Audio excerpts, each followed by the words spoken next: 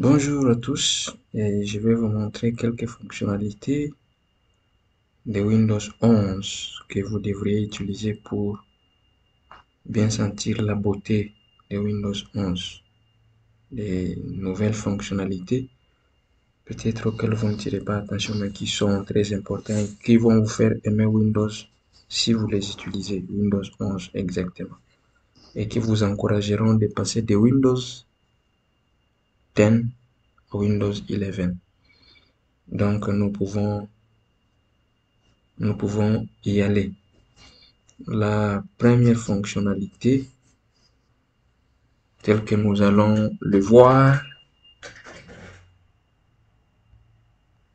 la première fonctionnalité est ce que nous appelons en anglais les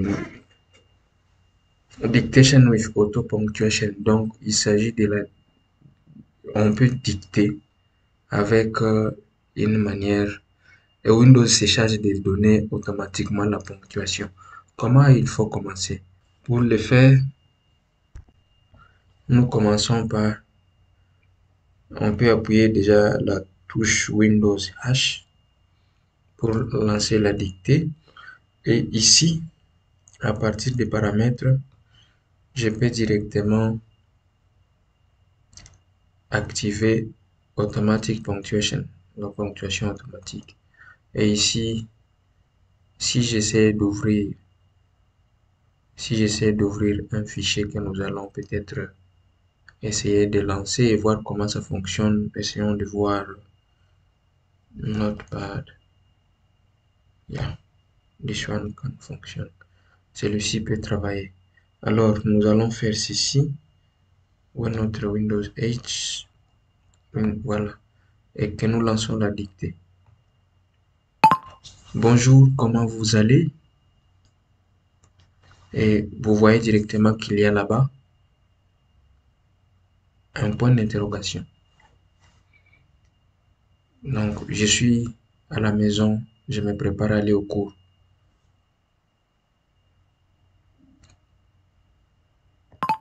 Voilà, ça c'est quelque chose que je vous montre. Vous voyez que les points d'interrogation, les virgules, tels que vous voyez ici, les points, ainsi de suite, sont mis de manière automatique. Ça c'est la première euh, fonctionnalité. La deuxième fonctionnalité, c'est ce que nous pouvons appeler, euh, je vais laisser ça là-bas. Nous allons, pour que vous voyez de quoi il est question, ce que nous pouvons appeler multiples desktops, plusieurs bureaux au même moment. Ici, déjà, quand nous sommes là, nous voyons qu'il y a plusieurs manières de faire des bureaux ici. Le premier bureau, c'est celui que nous avons au départ. Je peux prendre le premier et puis je peux prendre un deuxième bureau. Et quand vous voyez le deuxième bureau, il n'y a aucune application ouverte en dehors de celle que j'utilise pour l'enregistrement. Ça veut dire que quand vous faites la projection, vous pouvez créer beaucoup de bureaux et savoir quel bureau vous allez utiliser par exemple. Alors même par rapport aux barres de tâches, on peut les personnaliser. On peut même changer, un desktop ici. Si je fais ça, je peux renommer celui-ci et l'appeler par exemple euh, projection, et puis je peux changer son background. Je peux venir là-bas et changer le background, mettons par exemple ceci, et vous vous rendez compte que et je peux en même temps ouvrir. Ici, je vais ouvrir par exemple Microsoft Office Word. Je peux ouvrir une autre application que je peux appeler par exemple même TeamViewer. Vous allez vous rendre compte à quoi tout cela ressemble. Alors, quand j'ouvre toutes ces applications qui sont là, je peux passer de Word, par exemple, d'abord. Prenons d'abord Word, mettons en plein. Alors, ça, c'est les bureaux que j'ai appelés projection. Si j'ai autre chose à faire. Quand je passe au bureau suivant, au bureau que j'avais à ce que j'appelle desktop 1, vous vous rendez compte que ici il y a même plusieurs applications qui sont déjà en cours, qui sont ouvertes plutôt. Donc, ça dépend maintenant de moi. Si j'ai besoin de projeter, je peux projeter un bureau et laisser un autre.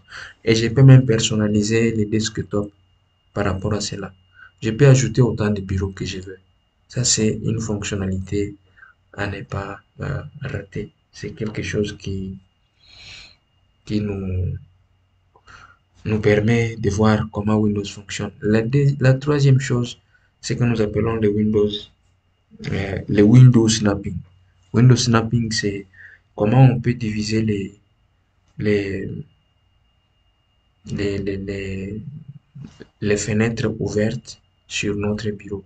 Alors, je suis dans mon premier bureau et lorsque je vais vous montrer comment ça se fait, si j'ai ouvert par exemple euh, celui-ci, et si j'ouvre celui-ci, ça c'est une fenêtre, et que j'applique, je me mets directement, euh, euh, quand je me mets directement sur, prenons une autre application, prenons celle-ci. Lorsque je veux diviser les fenêtres ouvertes et les répartir sur l'écran, je vois directement ce qu'il y a là. Donc ça, c'est une chose. Je vois ce qu'il y a là. Je peux diviser ma fenêtre en quatre. Celle-ci, je peux mettre ça là-bas. Et puis, on me demande de choisir une deuxième. Donc, vous voyez que j'ai divisé la chose en quatre. Ici, j'ai choisi quoi? J'ai choisi celui-ci. Et puis, j'ai choisi ailleurs. Qu'est-ce que je peux choisir? Je choisis d'épaule. Donc, ça fait quatre fenêtres, tout d'un coup, sans avoir fait quelque chose que ce soit pour que je sois à mesure de le faire. Il suffit de les choisir. Mais en même temps, Windows a déjà, je change directement ceci. Windows a déjà prévu quelque chose qui nous permet de pouvoir personnaliser les fenêtres que vous avez vues là-bas. Donc, ici, nous avons on peut installer ce qu'on appelle PowerToys. Les PowerToys, déjà, ça, c'est, je vous mettrai peut-être le lien dans la description. PowerToys, c'est les liens. J'y reviendrai plus tard dans une vidéo concernant seulement PowerToys. C'est un outil que Windows, Microsoft met en place pour pouvoir personnaliser cette expérience. Et il n'y a pas que ça comme. Alors, il suffit de l'installer, on reviendra plus tard. Mais moi, je vais lancer PowerToys qui est déjà installé sur ma machine. Alors, pour que je vous montre comment cela peut se faire, ça c'est PowerToys. PowerToys, je me rappelle l'avoir installé hier. Yeah. PowerToys, je vais le lancer pour que je vous montre ce que ça donne. Voilà, PowerToys est là. Alors ici, euh, ok, c'est ça. Alors ici, je peux prendre directement cette fonctionnalité qui est là, Fancy Power Zones, et ici, je peux lancer l'éditeur. Si vous regardez tout ce qu'il y a ici, il y a autant de choses. Je lance l'éditeur et je peux créer moi-même une fonctionnalité qui me permet de pouvoir arranger mes fenêtres comme je le veux. Soit je choisis parmi ce qui est là, ou je crée carrément une nouvelle. Alors moi, je vais choisir de créer une nouvelle. Je prends celle-ci, Create. Et quand je crée, je peux dire par exemple, donc je suis parti de cela, je peux mettre one là-bas. Ici, je peux mettre tout. Ça dépend de ce que je veux. Alors, je peux mettre ça comme ça et je peux dire Save and Apply. Donc, lorsque vous voyez maintenant ce qui est là-bas. Lorsque vous avez, on peut l'éditer aussi, on peut les duplicate, on peut les supprimer, ainsi de suite. Donc, lorsque vous avez un écran géant et vous pouvez voir comment dispatcher toutes les fenêtres ouvertes pour que ça vous permette de voir tous les projets sur lesquels vous travaillez si vous le voulez. Donc nous y reviendrons dans une vidéo suivante. Ça c'est PowerToys. Donc la troisième fonctionnalité que je voulais vous montrer, c'est les groupes. Les groupes de, comment je peux appeler ça? Les groupes de les, les snaps, quoi. Les snaps, c'est la cette division des, des fenêtres. Alors, ici, quand je viens, par exemple, je vais voir qu'est-ce que j'ai mis ensemble. Je vois, par exemple, ceci. Quand je suis là, prenons quoi? Je vais prendre ça. Alors, vous voyez que j'ai combien de groupes ici? Ici, il y a possibilité de lancer directement ça, et j'ai ça seulement. Ou carrément, je viens, je prends le groupe qui est déjà formé là-bas. Et le groupe, comme j'avais divisé, ça fait combien de fenêtres? 1, 2, 3, 4. Ça fait 4 fenêtres. Parce que c'est déjà un groupe qui est reconnu en tant que tel. On peut le changer. Ici, il y avait déjà quelque chose que j'ai voulu montrer, que j'ai mis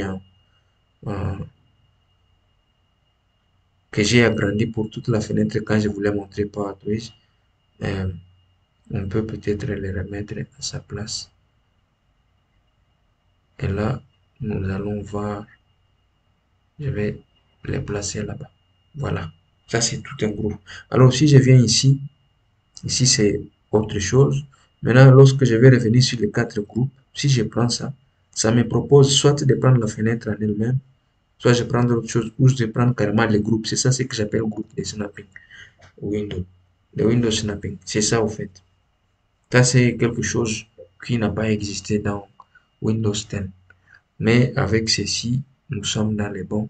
Ça nous permet de pouvoir voir nos fenêtres que nous sommes en train d'utiliser ou sur lesquelles nous sommes en train de travailler ou à partir desquelles nous sommes en train de travailler. Donc, ça c'est quelque chose qui donne la beauté d'utiliser Windows 11. La quatrième chose ici que je vais vous montrer, la cinquième chose plutôt, c'est le widget. Widget tel que vous voyez ici. Ici, nous y sommes. Je peux, dès que je clique là-bas, ça apparaît. Donc, une fois que je pointe là-bas, on y est. Je peux les mélanger, je peux les remettre ici. Par exemple, celui-ci, je peux le mettre. euh, on peut choisir ce qu'il faut mettre dedans. Où est-ce qu'il y a la météo, par exemple. On peut, si je fais un clic, si je fais un clic ici, je peux choisir comment ils vont s'arranger. Si je mets small, vous voyez à quoi ça ressemble, comment ça descend. Si je mets ceci, je peux mettre aussi large, ça change d'apparition. Et donc, si je dis customize this one, je peux changer ce que je veux là-bas. On peut ajouter ceci, on peut, si ça s'affiche en degrés Celsius, je peux le changer. Je peux le mettre à gauche, et ainsi de suite. Donc, ce sont des choses qui n'ont pas existé dans le Windows précédent. Mais on peut y aller petit à petit et voir à quoi ça ressemble. Ici aussi, je peux faire la même chose. Je reviens, customize, je peux le mettre ici. Sorry, essayons de mettre ça ici pour que ça devienne autre chose. On peut en ajouter aussi autant d'autres. Si je fais ça, il y en a plusieurs ici qu'on peut ajouter. Donc, c'est à vous de voir lequel vous intéresse parmi ce qu'il y a là. Il y a plusieurs choses. La sixième chose que je voudrais vous montrer, c'est ici la barre des tâches, telle que vous la voyez là-bas. On clique ici pour vous faire enlever cette fenêtre. La barre des tâches, elle est là. Mais si on veut la personnaliser, Windows 11 vient par défaut avec une barre des tâches au centre.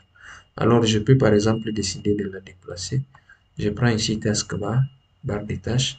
Et ici, je prends ici, vous voyez la partie qui est l'onglet qui est la Task Behavior, donc comportement de la barre de tâches. Et je peux choisir là où je veux la mettre. Soit je la cache automatiquement ou je choisis d'aller par exemple à gauche. Et quand je la mets à gauche, vous voyez là où elle se met. Elle apparaît maintenant comme c'était avec Windows 10. Mais moi, je préfère la barre au centre. Je la remets au centre. Donc, c'est comme ça. Alors, si vous vous rappelez ce que je vous avais montré l'autre fois, pour ce bureau ici, elle est là. Mais essayons de voir comment ça se comporte dans l'autre bureau. dans notre desktop. Oui, ici aussi, on a changé. La barre des tâches générale pour tous les desktops ouverts. Donc, c'est comme ça. Revenons à notre desktop principal. Et la dernière chose que je voulais vous montrer parmi les, les 6, et bon, c'est comme un bonus par rapport à cette barre de tâches. Alors, le menu démarrer est là. Quand je le lance, je peux lancer n'importe quelle application. Vous voyez à quoi ça ressemble. Euh, let me. Alors, on remet ça au centre. Alors, le menu démarrer est là. Vous voyez à quoi ça ressemble lorsque je veux chercher quelque chose. Il y a autant d'applications ici. Je peux écrire mot pour lancer. Ça sont les fichiers que j'ai eu à consulter avant. Alors, si je veux voir plus d'applications, on peut lancer tout ça là-bas. Mais ce que je voulais vous montrer ici, c'est en utilisant la barre des tâches, le clic droit sur la barre des tâches. Vous voyez que ici, il y a déjà beaucoup de choses que je peux faire. Je peux accéder à beaucoup de fenêtres à partir de seulement ceci. Alors, il y a paramètres ici, c'est là où on trouve les applications installées, mobility. Même ici, les device manager, comme on l'appelle, gestion et, et des périphériques. Ici, nous avons un task manager, euh, gestionnaire des tâches. On peut y aller directement à partir d'ici. Donc, si je le lance, il est là et on essaye. Donc, au fond, l'expérience est devenue plus facile avec Windows 11 qu'avant. Et avec les nouvelles fonctionnalités qui sont en train d'être insérées au fur et à mesure, vous allez voir que cela va nous permettre de pouvoir utiliser Windows avec beaucoup plus de souplesse que le Windows 10. Donc, encouragement de pouvoir aller à Windows 11. Vous allez vous rendre compte que lorsque vous y serez vraiment, vous n'allez pas aimer notre système d'exploitation comme celui-ci, surtout pour les professionnels. Merci et à la prochaine vidéo. N'oubliez pas de vous abonner si possible.